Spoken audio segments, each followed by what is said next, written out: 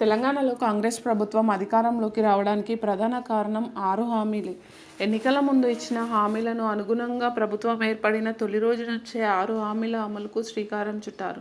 తెలంగాణలో కాంగ్రెస్ ప్రభుత్వం రావడానికి 6 హామీలే ప్రధాన కారణం.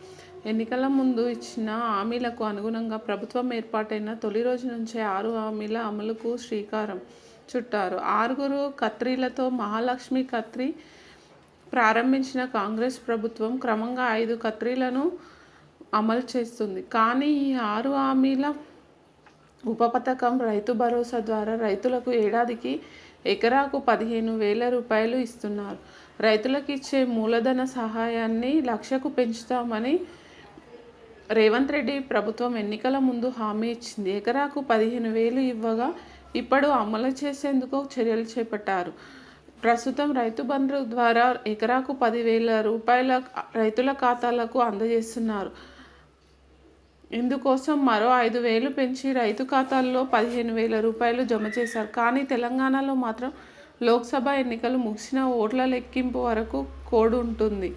ఈ ఎన్నికల కోడ్ పూర్తయిన వెంటనే ఈ డబ్బు జమ చేయబడుతుంది. వచ్చే వానాకాలం నుంచి రైతు భరోసా కింద ఎకరాకు 15,000 రూపాయలు ఇస్తామని ఇటీవల వ్యవసాయ శాఖ మంత్రి తుమ్మల నాగేశ్వరరావు ప్రకటన చేసిన సంగతి తెలిసిందే.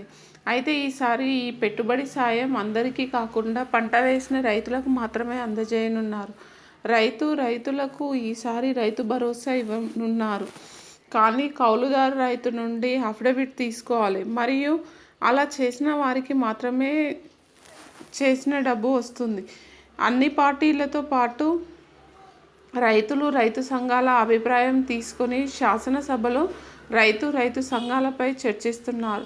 దీంతో పాటు రైతు రుణమాఫీ పథకాన్ని పటిష్టంగా అమలు చేస్తామని మంత్రి తెలిపారు. 2 లక్షల రుణాలను మాఫీ చేయాలనే సంకల్పంతో తమ ప్రభుత్వం ఉందన్నారు. నిధుల సేకరణకు ప్రత్యేక కార్పొరేషన్ ఏర్పాటు చేస్తామన్నారు.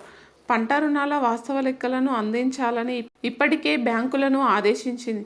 ఆ తర్వాత 2 లక్షల వరకు రైతుల రుణాలు మాఫీ అవుతాయి.